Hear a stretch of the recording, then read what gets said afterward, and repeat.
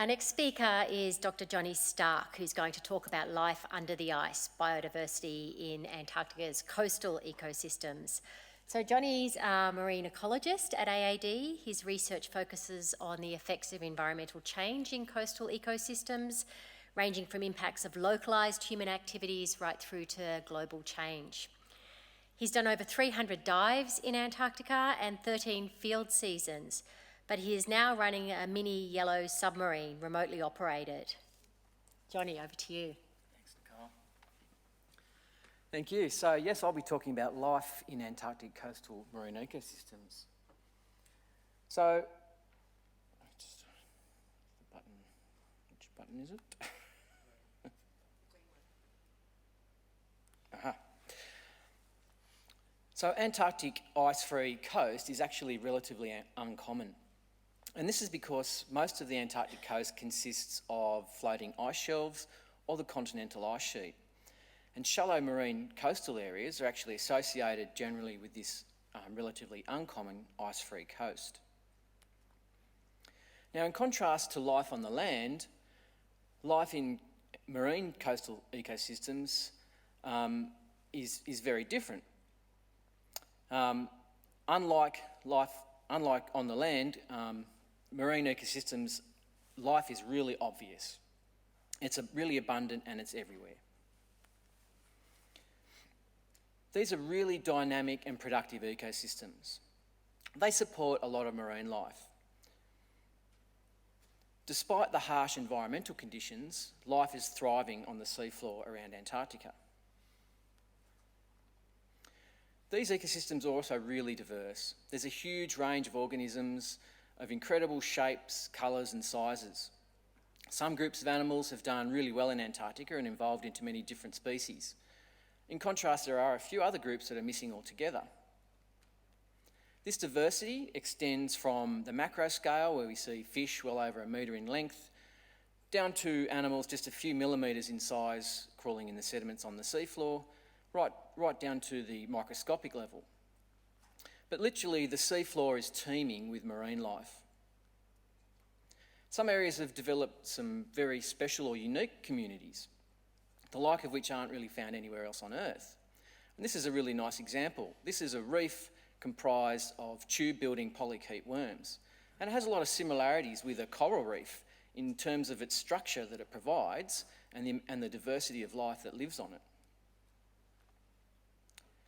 Now, the Antarctic coast is a really big place. In Australian Antarctic territory, there's over 4,500 kilometres of coast. And most of what we know about coastal marine life comes from just two places, Casey and Davis. There are around 36 coastal ice-free areas in Australian Antarctic territory. And most of these we've never even visited, let alone looked underwater. So a large majority of our Australian Antarctic territory remains unknown to us, and this is a priority for future research to begin to address this knowledge gap. Now, Antarctic coastal ice-free areas are also where people are concentrated. It's where we build our stations. And so there's potential for human impacts in coastal marine areas. These impacts can arise from past legacy activities such as waste disposal, as well as ongoing activities such as sewage, wastewater and construction. So we need to monitor these activities to get a better understanding of the impacts they're having so that we can improve our management in future. Climate change also has potential for impacts in coastal ecosystems. Coastal ecosystems are between the hammer and the anvil, if you like, of changes occurring in the continental ice sheet and in the Southern Ocean. So coastal systems are likely to feel the combined effects of both types of climate change, and there are likely to be significant impacts in coasts in future under climate change scenarios. So I'm going to give you a glimpse now into life under the ice. And this is footage that was shot in Long Fjord near Davis Station. And it was shot using a state-of-the-art remotely operated vehicle system that we designed to fit down a small hole in the sea ice. These sorts of technologies, and I didn't pause that. No, what happened there? start it. Yeah. Whoop. So these sorts of technologies are enabling us to get a much better understanding of these ecosystems. Because with just a small team of 2 people, we can rapidly survey large areas of the seabed, whereas in the past we've relied on diving and focusing on a very small area. Now, many of the organisms in this video may look familiar, and some will look otherworldly. But these same groups of animals are found throughout the world. However, all these species that you can see here are unique to Antarctica. They're all endemic to the Antarctic region. And even as an experienced marine ecologist, I'm continually surprised by the incredible diversity of life on the seafloor in our Antarctic coastal areas.